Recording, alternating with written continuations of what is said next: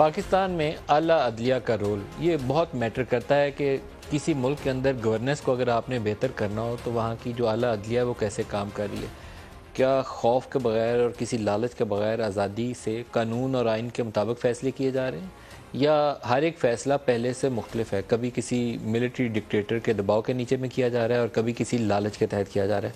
पाकिस्तान की judicial history में ये दोनों फैक्टर हमें कार फरमान नज़र आते हैं। और कोई फ़ैसला भी वो तमीज़ुद्दीन केस से लेकर आज तक की हिस्ट्री में आ जाए तो हर एक के अंदर हम कोई ना कोई ऐसी चीज़ निकाल के बयान कर सकते हैं कि यहाँ ये मसला था, यहाँ ये मसला था। कभी कोई जनरल अयूब होगा, कभी कोई अय्या होगा, कभी कोई जनरल ज़िया होगा, कभी जनरल मुशर्रफ होगा, कभी इफ्तिखार चौधरी होगा, कभी कोई और जस्टिस मुनीर बैठा होगा। तो हर एक दौर के अंदर आपको ऐसे फैसले नजर आए जिसने पाकिस्तान को दाखिली तौर पर कमज़ोर कर दिया। आज एक एहतसाब अदालत का फैसला सामने आया जिसमें उन्होंने कहा कि वो प्लॉट वाला एक केस था नवाज शरीफ के खिलाफ। उसमें उन्होंने कहा कि रिकॉर्ड बताता है कि नवाज शरीफ को सियासी इंतकाम का निशाना बनाया गया। साबिक हुकूमत ने नैब हुकाम को नवाज शरीफ का सियासी कैरियर तबाह करने पर मजबूर किया। अब ये मेरे लिए जज साहब की ऑब्जर्वेशन काबिल एहतराम है, लेकिन जिस जज ने फैसला दिया था वो भी किसी नैब अदालत में बैठा होगा और वो भी जज के मनसब पे फायज होगा। क्या जज के मनसब के ऊपर बैठ के जिसका हल्फ उठाते हैं कि अल्लाह ताला को जवाब देना है, ये किसी की ज़िंदगी और मौत का फ़ैसला करने की ताकत रखते हैं ये जज, क्या उनके लिए ये चीज़ मुमकिन है कि वो ऐसे फ़ैसले करें? तो कल अल्लाह को क्या शक्ल दिखाएंगे? नवाज शरीफ का जो पनामा वाला फ़ैसला था, जज अरशद मलिक अब इस दुनिया में नहीं है, मैं दुआ गो कि अल्लाह उनकी मग़फ़िरत फरमाए। उनके मामले में शरीफ फैमिली ने उनको मैनेज करने की कोशिश की, क्योंकि शरीफ फैमिली का ख्याल था कि वो बहुत से जजों की तैनातियाँ उनके ज़रिए हुई हैं, वो उनको मैनेज कर सकते हैं। उस वक्त की इस्टेब्लिशमेंट उनसे ज़्यादा तगड़ी थी, उन्होंने उनको अच्छे से मैनेज कर लिया। और एक वीडियो थी 30 साल पुरानी, उसी वीडियो का एक हिस्सा दिखा के शरीफ फैमिली के मुंसलिक कुछ लोगों ने, मेरा ख्याल है उनके एक साहबजादे के पास वो क्लिप मौजूद था, वो भी उनको मैनेज करने की कोशिश कर रहे थे।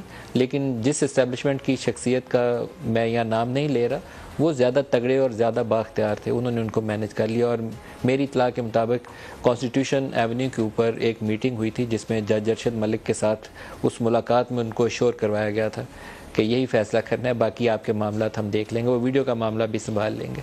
उसके बाद वो फ़ैसला आया जो हम सब के सामने है। क्या ये तरीक़ाकार दुरुस्त है कि कभी शरीफ फैमिली के दबाव में आ जाए, कभी ज़रदारी के दबाव में आ जाए, कभी किसी जनरल मुशर्रफ के दबाव में आ जाए, या कभी किसी और ताकतवर शख्सियत के साथ जो पाकिस्तान में इत्तेहाद बनाते हैं और तोड़ते हैं, उनके दबाव के नीचे आकर सुप्रीम कोर्ट फ़ैसले करे या हाई कोर्ट फ़ैसले करे या कोई नैब एहतसाब अदालत ऐसे फ़ैसले करे? और ये हमारे यहाँ तवातर के साथ यही काम हो रहा है। इसीलिए पाकिस्तान आगे जाने के बजाय पीछे जा रहा है। पाकिस्तान दो लख्त हो गया, लेकिन हमने इन चीज़ों से सबक आज तक हासिल नहीं किया। मेरे सामने कुछ ऐसी चीज़ें हैं जिनको मैं किसी शख्सियत से मंसूब करके अभी आपको बयान नहीं कर सकूँगा, लेकिन आपके सामने कुछ सवाल रखूँगा। हर एक सवाल के अंदर एक ख़बर है जो मेरा ख्याल यह है कि अगले 2 से 3 हफ्तों के दौरान जो जुडिशरी और एग्जीक्यूटिव के माबैन एक नए फायर वर्क्स की तरफ हमें ले जा सकती है।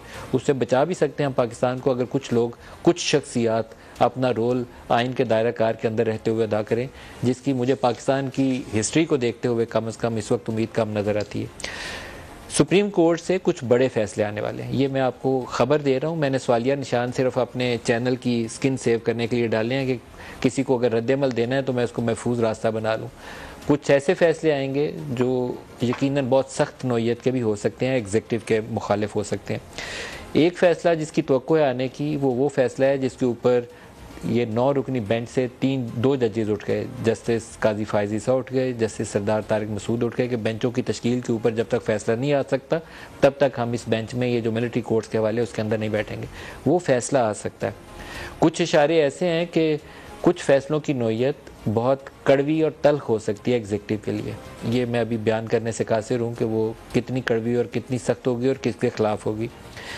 एक हुकूमत ने न्याय एक्ट पास किया है जिसके मुताबिक नाअहली की मुद्दत 5 साल की गई है, और हमारी इतला यह है कि सुप्रीम कोर्ट में ये मामला जब भी घूम फिर के जाएगा, ये नवाज शरीफ या जहांगीर तरीन के मामले में उनको बेनिफिट नहीं दे पाएगा। एटलीस्ट सुप्रीम कोर्ट के अंदर यही सोच इस वक्त मौजूद है और इसको अनडू कर सकते हैं, क्योंकि इसमें एक सुप्रीम कोर्ट की जजमेंट फील्ड में है, इफेक्टिवली फील्ड में है, जिसमें 62(1)(f) के तहत नाअहली की मुद्दत जो थी ताहयात तय की गई थी।